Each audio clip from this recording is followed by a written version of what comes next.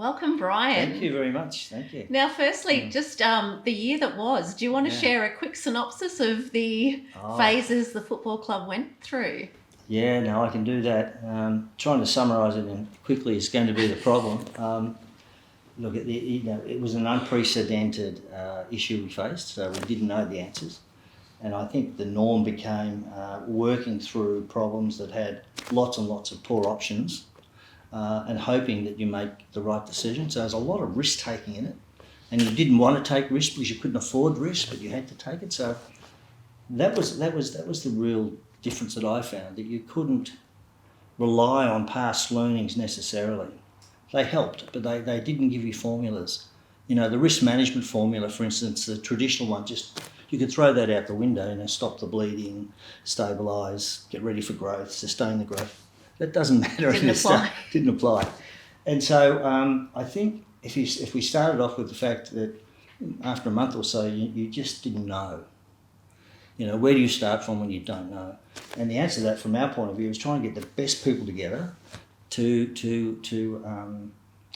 try and develop the best decisions out of often a poor lot of options. And that was our year. And for you, it wasn't just governed by the restrictions and the regulations that the Victorian government were presenting. Yeah. You're under the code of the AFL. Oh, so yes. Yeah, you would be taking direction from the AFL. Yeah, we were. We had two lots of restrictions wherever we went. The AFLs and the state border, or state government. They're the two. We travelled to 5 states. We had 5 lots of border restrictions, 5 lots of state regulations, which involved 2 lots of 14-day quarantinings. And we were away. We thought initially we'd be away for 2 weeks and eventually stayed away for 120 days. Started with a group of 40 people, including players and the skeleton staff, and ended up with 160 people, players, staff and their families. Tell us what worked. What were some of the highlights of this year? Were there things that you went, oh gosh, I never thought that would come together like it did? The last 6 months or so just don't happen. It's what's led up to that over maybe a decade, I think. And we've been a value-based, and I'm proud to say I believe we're a very value-based and value-driven club. We have been for a long time. And we have great connection with our stakeholders, particularly in brackets the top 300, for a lot of good reasons. Top 300 in influence and in finance and all sorts of ways. And some of the results out of that was that 99% of our members stayed, and they left 90% of their income with us, ultimately as a donation. 80% of our sponsors let us keep their revenue, even though they couldn't come to the games like members. And we achieved 130% of our budget for donations. Amazing. Now, just from a maintaining revenue point of view, that meant that our original forecast of 8 million loss in March, once the crowds stopped, we are now going to break even for the year. And we've cut our costs for next year, and I can talk about that, which is not all good news. We've cut our costs by another 6 million next year in order to be able to accommodate the loss we're expecting next year as well, because we don't think crowds will come back in their fullest context. What were some of the challenges in moving to the hub? What were the biggest obstacles and hurdles? Personally or for the org? Both. Okay. Personally, you're 24/7 the CEO. You never really relax. Well, I couldn't. That probably says more about me than other CEOs, okay? But I felt that when I was having a coffee with a player, I was still the CEO. And I didn't want to act out a role that I wasn't, one way or the other, a friend or a CEO. It was a little bit difficult for me because I really haven't been put into a 24/7 situation before with certainly for that period of time. So I found it quite draining. And for the players and the staff and the families, what were some of their challenges? Oh, their challenges were immense. I could go through many of them. The one that really, at high level, being able to manage 24/7 the need for high performance as a player, and the need to be a good family man or a family person or a family being. Doing both. And for, Without the support network.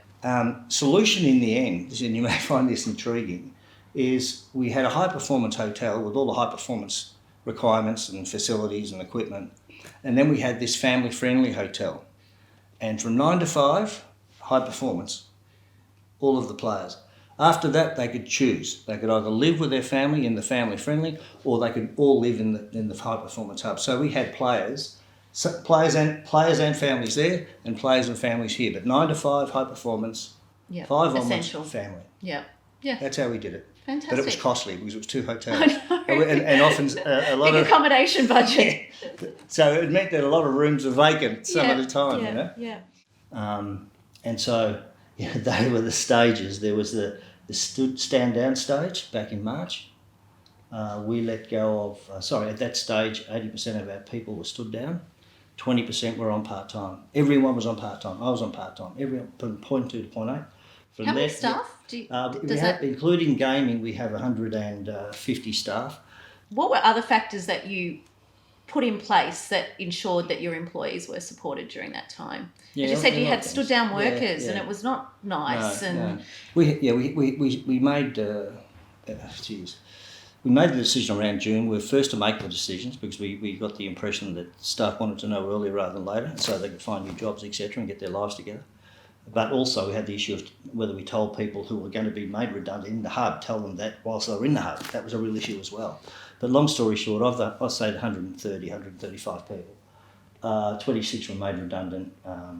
50 had their salaries cut quite dramatically, and the other 50 remained the same in terms of their salaries, and they were the ones on the lower incomes. So we took that sort of formula.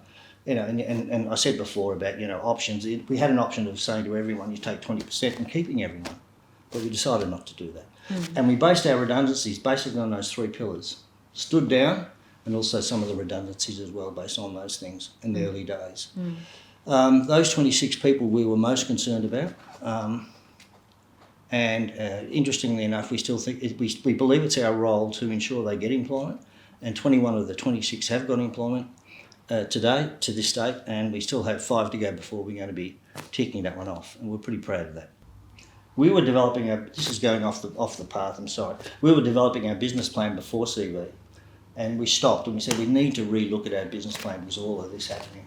And funny enough, or strangely enough, or maybe this is just common sense, the high-end stuff, the high-level stuff, the mission, the vision, the KPIs, the values, didn't change at all. Some of the KPIs did, of course, but none of the high-level stuff did, which is important because even though the world was changing around us, our mission didn't change. Our purpose in life didn't change. In fact, it got stronger in certain directions. And I think that was something as a leader was really reinforcing. And I think it was also a bit of calmness for our people to look at and see how the leaders were performing. I think when I surveyed your team, they actually reflected that the level of support provided by the Geelong Football Club as an employer was significant, and you're the leader. So what was your personal mandate to lead that charge of support, or was it resting on the bedrock of the mission and the vision and the values? Yeah, that certainly gave you a compass. It gives you a compass. It doesn't give you tactics or day-to-day strategy at times. You've got to work that out. We had 3 pillars. Yeah. Once we set up our coronavirus group, and look, I don't know if this is the best way to do it, but this is how we did it. One was to maintain revenues. Another one was to have great connection, increased connection with our stakeholders. And the third one was to ensure that we maintain the mental and physical health of our staff and our players. And that last point, we probably spent as much energy on that with our HR team in particular as we did with maintaining revenues. Yeah, I had a personal mission of leading the best team, not to be the best leader. I've got the best people, by a long, in my opinion, in the AFL. And it takes a long time to develop that sort of team, but my ambition has never been to be the best leader, but certainly to lead the best team. And I have an unbelievable team. When a crisis like this happens, I think the connectivity that you've developed and the partnerships that you've developed, and this is one of the great parts of Geelong with this partnership, accumulation, it's really worked for us. It's the community that's you've supporting you when the chips are down. I think good leaders do several things, but they add layers to the organisation so it has more meaning in the community. So it's not just a footy club. You know, we add the HR element, we add the philanthropic element, we add the visits to hospitals part, and it just goes on. And as long as you can afford to do it, I think it comes back to you in buckets. You may not see it in year one, but for us, we've seen it in year 20. Yeah, as you said, it takes a decade to get that return. I think so. Yeah. What's your major focus for the coming year? Survive. Yeah. Games will return to Victoria. Do you see that in 2021? Yeah, with smaller crowds. I think maybe 50% crowds. So we will try and find a way to grow again, survive and grow, put in the planks now for strategies for growth, on the basis that we don't get another wave.